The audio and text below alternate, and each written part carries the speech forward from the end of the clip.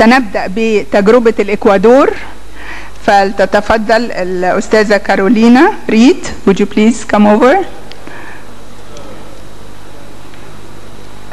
في ترجمة فورية لمن يريد أن يستمع باللغة العربية.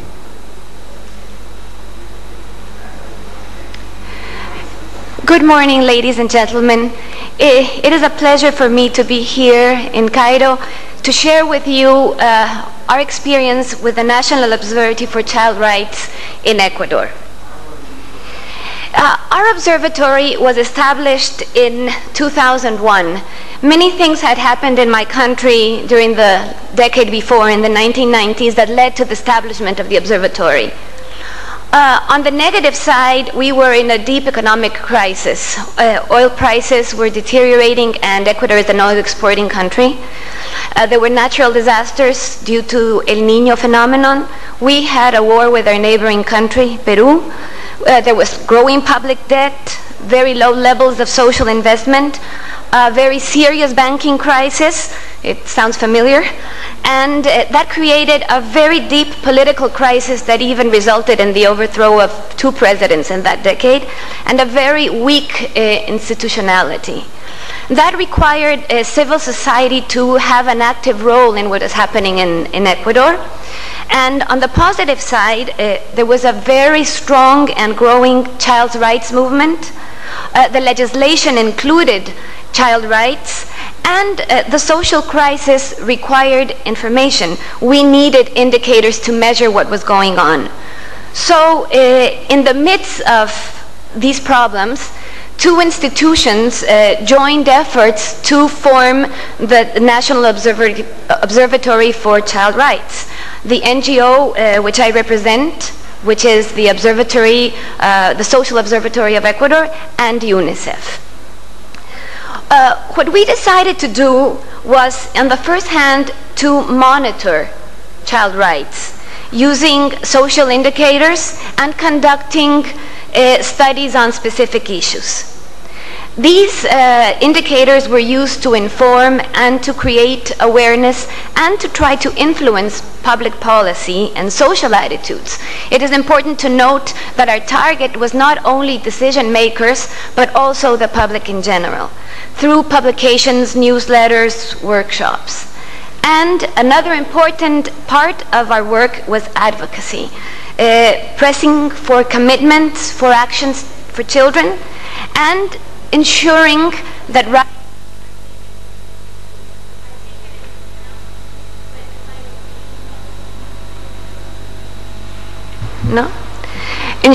rights are taken into account when defining social policies, and working closely with local governments in the introduction of the rights perspective in their social evaluation and planning.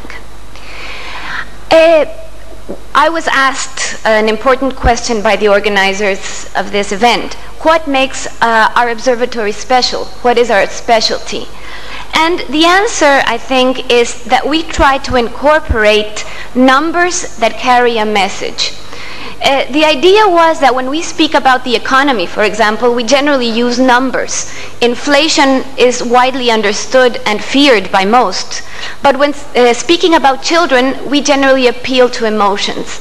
So we tried to introduce the idea of an index that is a number easy to understand and carries a powerful message. We thus developed an annual time series of indicators that monitor children's rights and calls attention to social inequalities. Ecuador is a very unequal country, and talking about a single index would hide the immense inequalities among our provinces.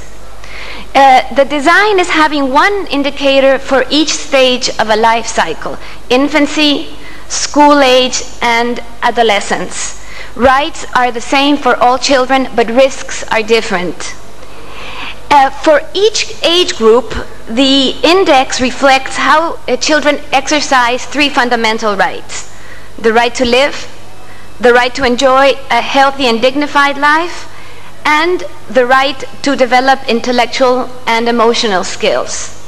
And the failure to guarantee each right is represented by a social indicator. For example, the failure to guarantee the right to live in the early childhood is measured by child mortality, and so on.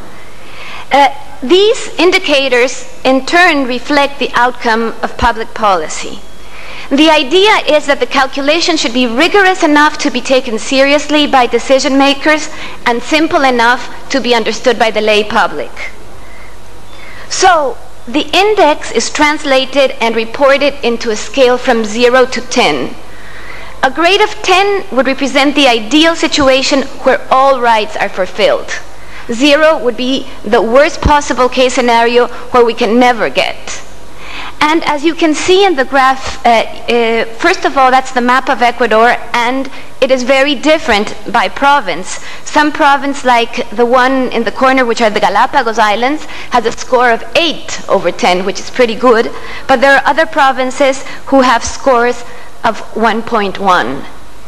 The other side of the graph shows the progress of the index. An important part of the index is to show inequalities, but the other important aspect is to show progress or lack of progress. And I'm happy to say that there has been an improvement.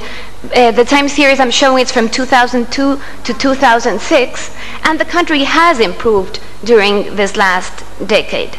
So they show changes in time, and they call attention to inequalities. The graph shows the 22 provinces of Ecuador. The highest score, as they say, is the Galapagos Island, and the lowest scores represents very poor regions of the country that have a completely different lifestyle than, let's say, the capital city. We have had many problems.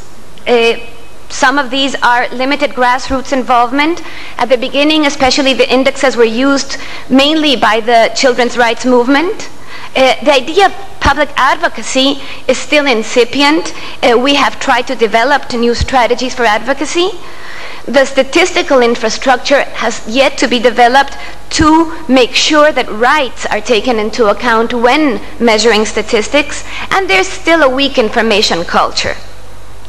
The solutions have been to actively try to disseminate and train users. The news media is our ally. It is important to work with the news media and to train the news media in the use of social indicators, and to work and give technical assistance to government and to NGOs.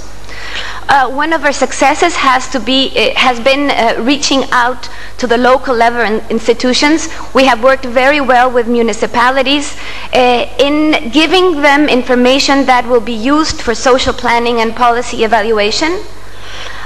We have collaborated with the new Children's Rights Institutional Framework. Our new legislation incorporates an institution, a council, that works for the rights of children, and we work very closely with the council. And again, to solve the problem of lack of production of information, we have collaborated with the National Statistics Office in the design and funding of surveys that are required for our index. Again, this meeting is a wonderful opportunity for us to share our common problems, which I'm sure many of them are the same, and to work on common solutions. Thank you very much.